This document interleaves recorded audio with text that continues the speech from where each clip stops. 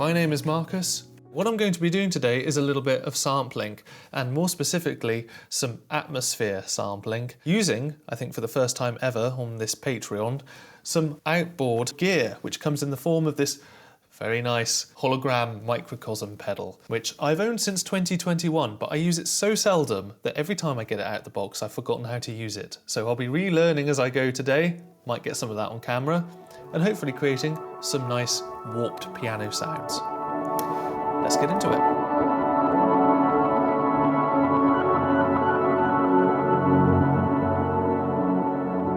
Now here is the piano sound that we're working with.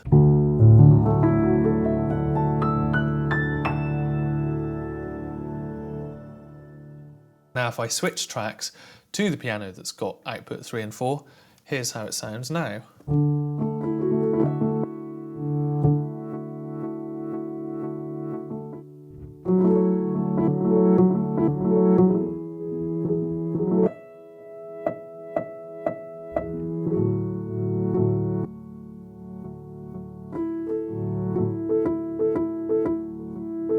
So straight away you can hear kind of what it's doing. If you haven't seen this pedal before, it's basically like a kind of delay and reverb pedal that sort of, whatever you send to it, it sort of divides up into blocks and then shuffles them around. I'm not going to go into too much detail about how this pedal works. Lots of people have reviewed it before me. What I'm going to basically do is mess around with all of these knobs and try and create something that works. If I switch back to the raw piano sound,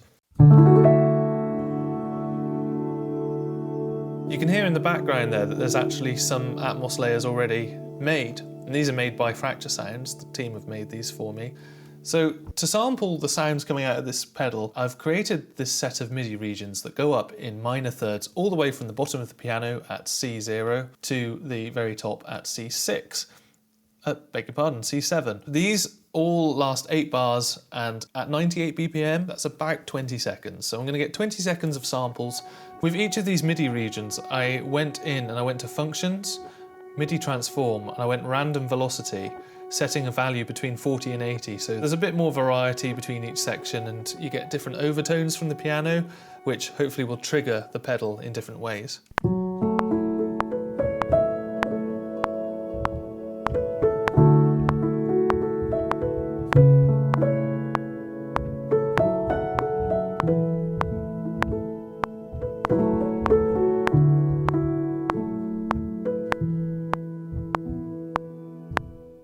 I'll put this on loop and use it as a basis to get the sounds out of the pedal right. So if I hit play on this now, the first knob that we've got here is a mix knob. Yeah, so full left is the original sample,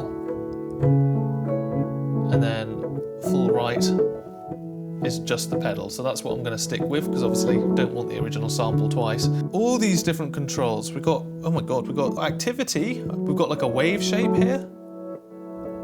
So that's more of a square wave, reverse sawtooth,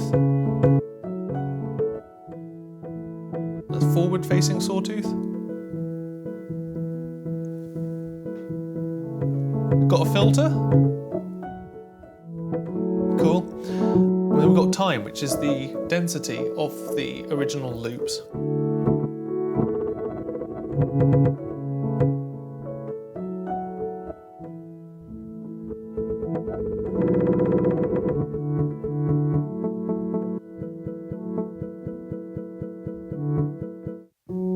You can hear we got some glitchy effects out of that. Repeats, I'm just going to turn that all the way up. And then down. Yeah, so you can hear we're kind of more closely following the original melody there. Inbuilt reverb.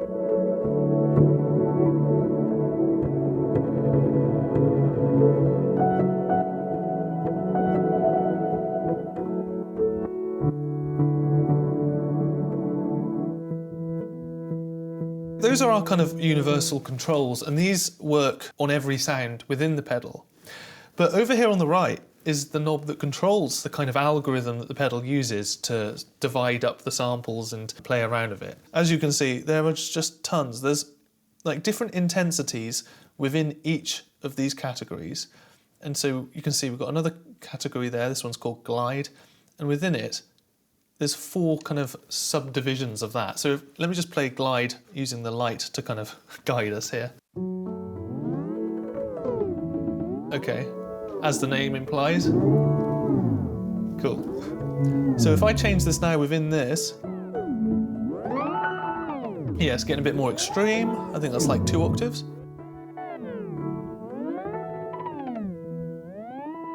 And what's this last one? Yeah, it's like kind of more randomized almost. And as I said a minute ago, all of the controls over here still apply in the same kind of way. We've got the time. It's kind of vibey, man. And then all the way down.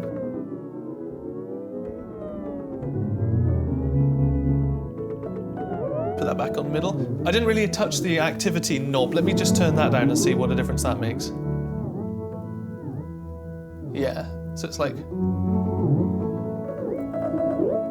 almost like a strength control. Messing around with all of this, you can end up getting completely lost for hours. And you get even more variety if you hit this button, because this takes the audio that's going in and reverses it.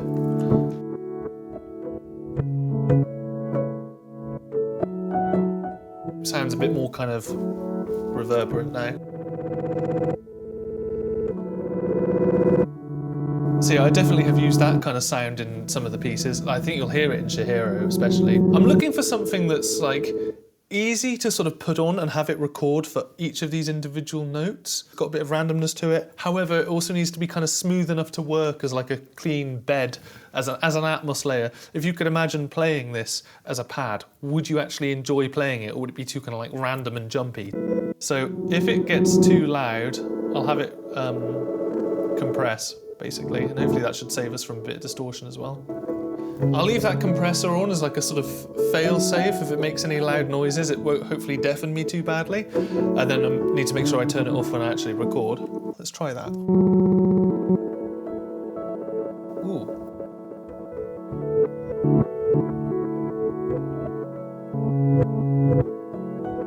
Okay, so this is like a sort of basic kind of loop reverse type thing. Go like middle of the keyboard and play one note and see how that sounds. So if I change the mode here, up the intensity, aha, okay, we've got octaves introduced now. That kind of reveals what it's doing a bit clearer. Right, I'm going to keep playing around with this until I find a sound that I like, and then I will report back to you. Okay, it's been an hour or two, and I'm happy to report that I have found the perfect sound for my atmosphere layer. I think I'm going to introduce a little bit of reverb.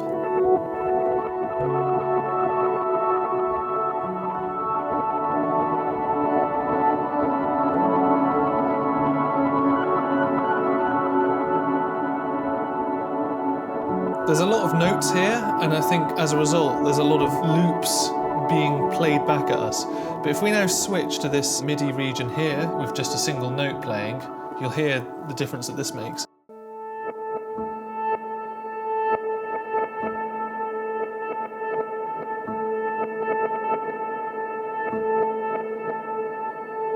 And again, to get that kind of like sound, we've got the wave shape set to a reversed sawtooth, and the piano is playing in reverse. Actually, you know what's probably a good test? We have our first sample, which is C0, so really low down there. Let's just hear how that sounds.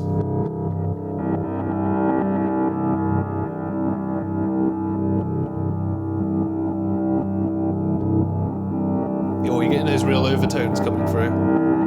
I hear that. I'm going to start each sample with the time kind of set to 1 o'clock, which is about 2 times speed.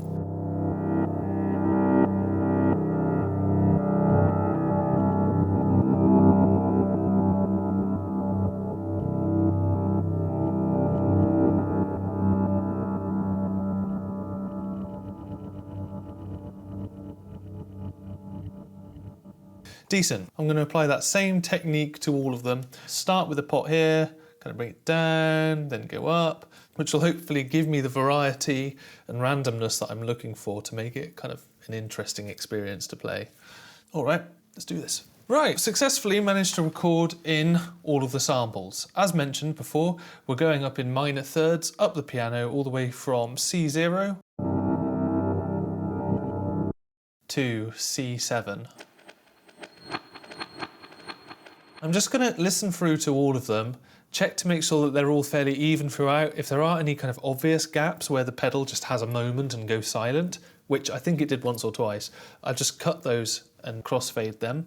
And then I'm going to add a bit of compression to the audio.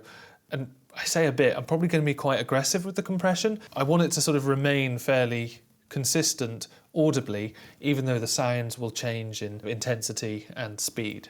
Now, something that I'm noticing now that I'm running it through this compression is that we're hearing a little bit of analog noise.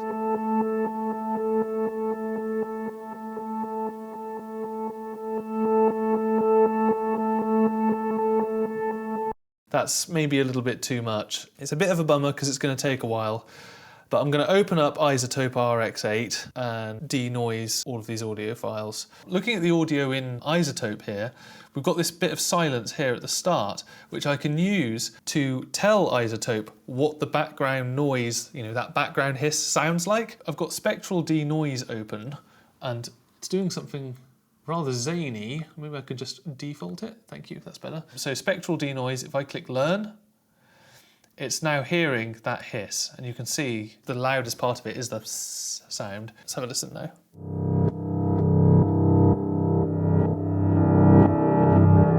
I bypass it whilst we're listening.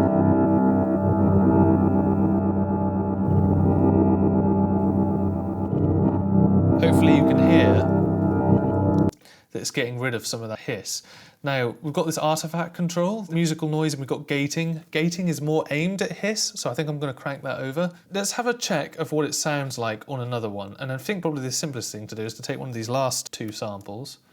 So now we've got the highest octave, and hear how it sounds on this. Right, now let's hear it with the denoising.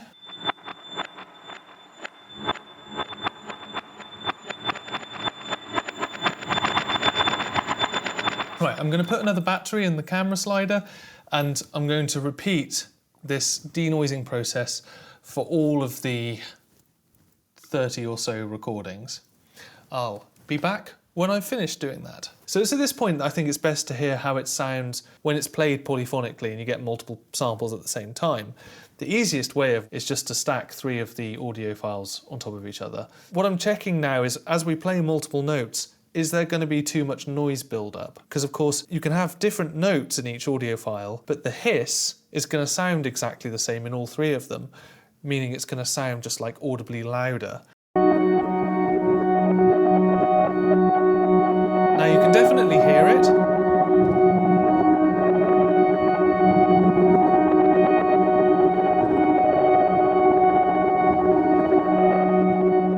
But I would say it's not too bad. Let's double the amount now. Let's put a low note in. See a high note.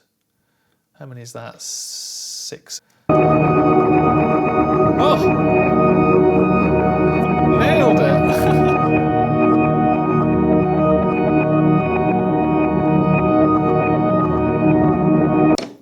Second cup of tea, second Atmos layer. This pedal is known for, and supposedly quite good at doing, kind of glitchy, blocky, artifacty type stuff.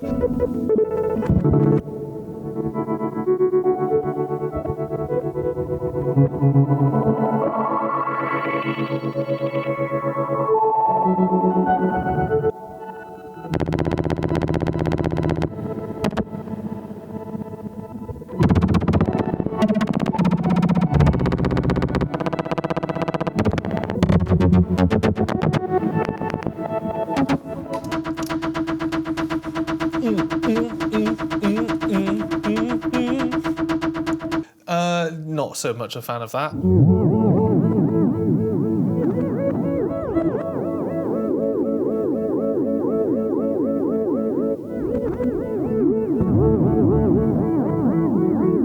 Do actually quite like that.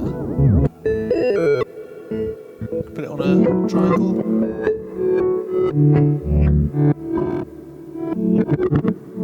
This is one of those hologram microcosm sounds, I reckon. It's maybe a little bit too recognisable.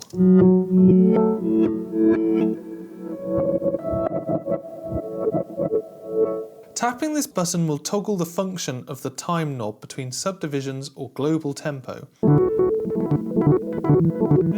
That might be quite nice. Maybe I can get rid of some of that clicking if I change the wave shape a little bit. So that sounds great, but once again we're now locked into a tempo.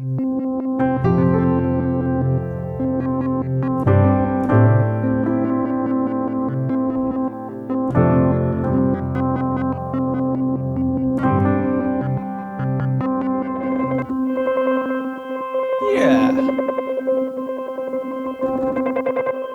That's cool. All right. Again, I've got to sit here and vary the time knob as I go, but I think that'll do rather nicely. Same process as before with the cleanup, and then it'll be time to export. Here's how they sound.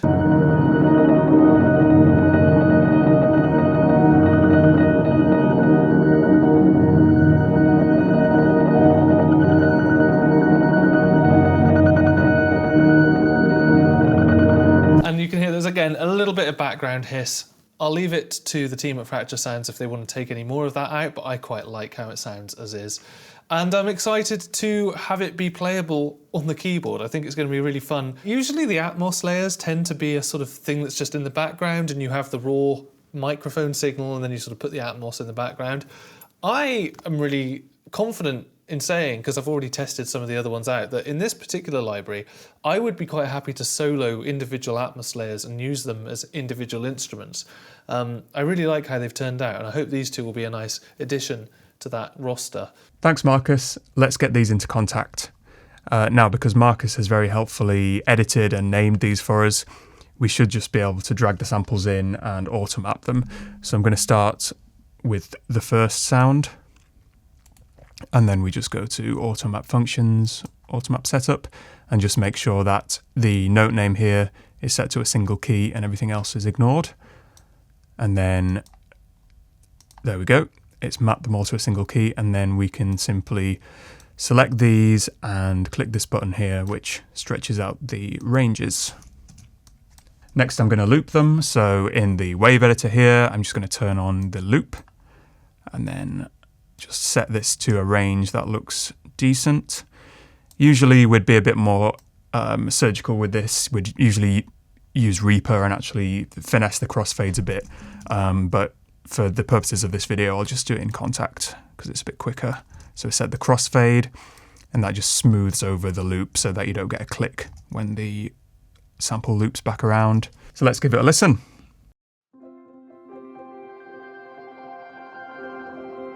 Samples are a bit quiet actually, so I'll just bring that up.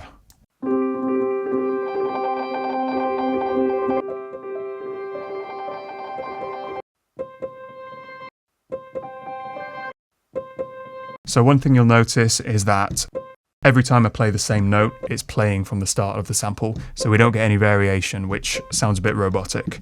So we don't have any round robins here, but what we do have are very long samples, and we can use that to our advantage and set up a random sample start modulator. And that means that each time a note is played, it will start playing the sample from a different position each time.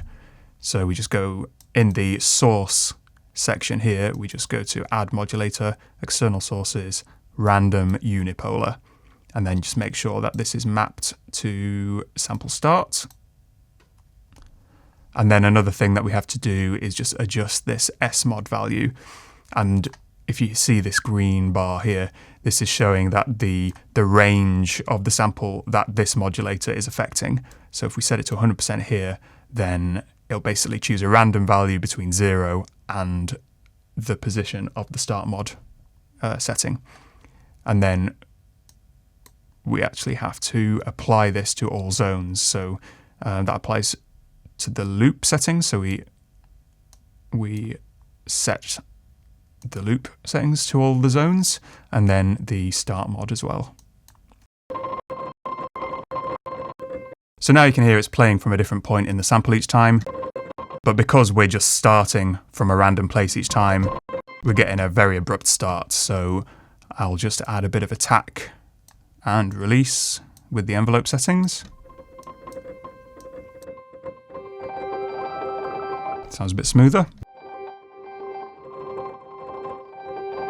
And now we've technically got infinite round robins, which is really nice. Now let's have a play around with atmosphere intensity. So on our libraries, we have this atmosphere intensity control, and that's linked to CC1. And that's actually sending out CC100 under the hood. So what we can do is receive that CC100 down here. So usually we'd do a combination of volume and some kind of timbral change. That might be a low-pass filter, it might be an EQ. I'm going to try an EQ this time, see how that sounds. And let's also get some volume modulation. So I'll set that to CC100. Give it some lag time just to smooth over the values. And then now we have the volume working. Maybe I'll just give that a bit less intensity. And that'll mean we can hear the filter a bit more. So add a modulator to the filter, external sources, MIDI CC, 100. And again, give it some lag time. And we want to map that to the gain. Now, you'll see that it's adding to the gain value that's there. So what we want to do is bring that down and then set an appropriate frequency and bandwidth. Somewhere kind of in the upper mids tends to work well to give it kind of the effect of a dynamics control.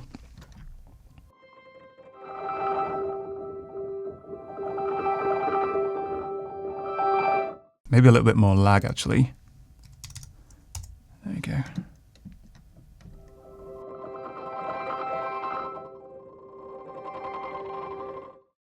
Very nice. I might just increase this intensity a little bit as well.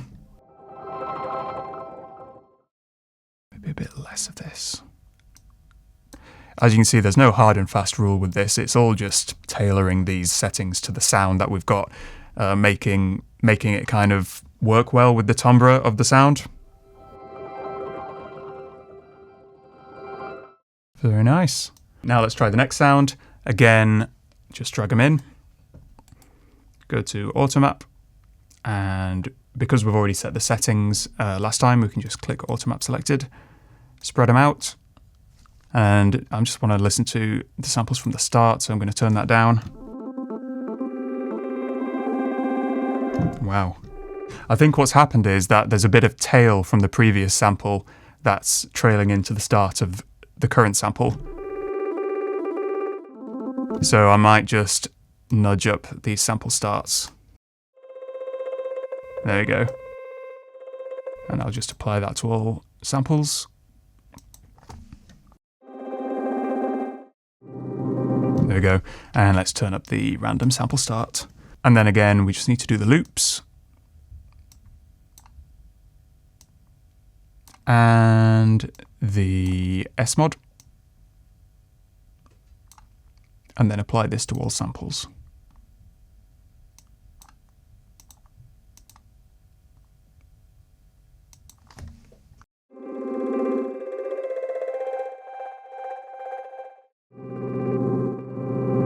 I love how different these atmosphere layers are to the ones that we usually make. They've got a real glitchy and digital sound to them, not in a bad way, but it's nice to have a bit of a contrast between the ones that we've made ourselves and the ones that Marcus has made. Really puts his own stamp on the library. Great, now let's try the next one. Plunge. Again, drag them all in. And then Automap. And then spread the samples. And let's have a listen. Again, these are a bit quiet. Let's just boost them a little bit. Wow.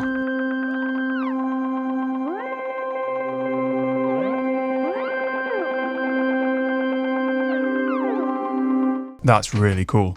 Let's just quickly do all the other stuff. Zone, loop, and S-mod.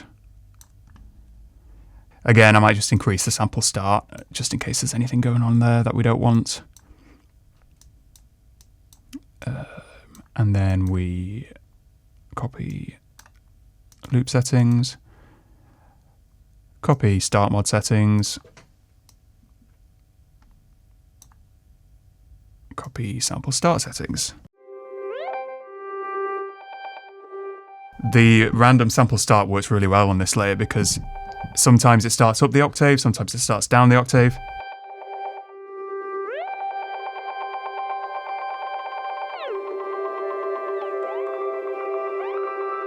This is really cool.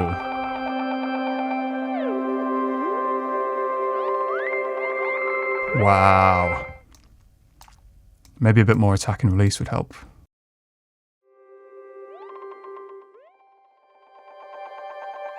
Also, I'm going to add the send levels, and this is just so that it routes it through the reverb we have in the instrument.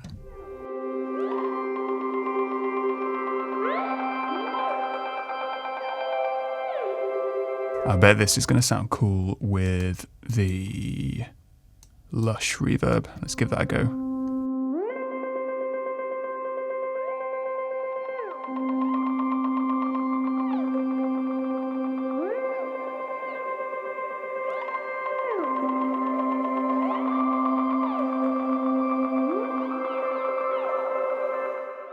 Wow. Let's try the last one he's given us.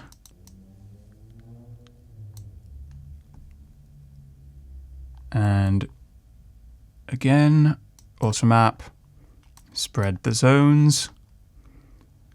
I'm going to increase the sample start on this one because it looks like it has a bit of silence. So I just want to make sure that even though we're randomizing the sample start, we need to make sure that we don't accidentally get a bunch of silence at the start. Again, set the loop.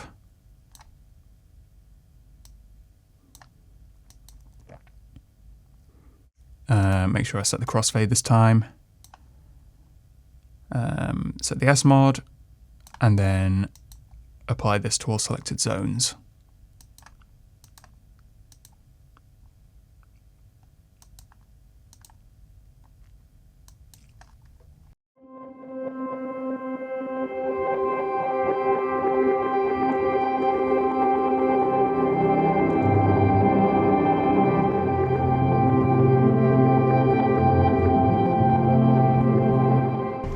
Really nice.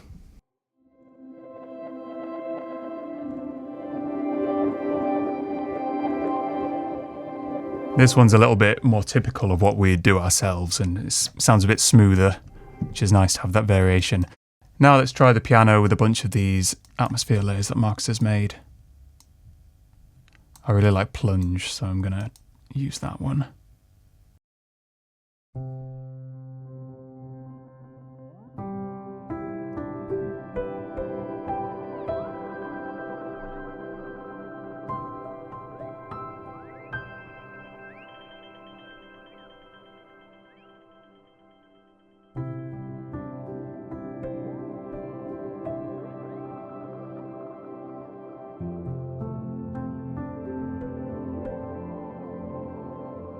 Thanks again, Marcus. These are some really cool sounds, and I think they blend really well with the piano and with the other atmosphere layers that we've got in the library. And like I said, they're a really nice contrast with the ones that we've made. So yeah, a really nice welcome addition to have in the library. And thanks everyone for watching this video. Lighthouse Piano is available now on our website. You should check it out. It's good. All right, see you next time.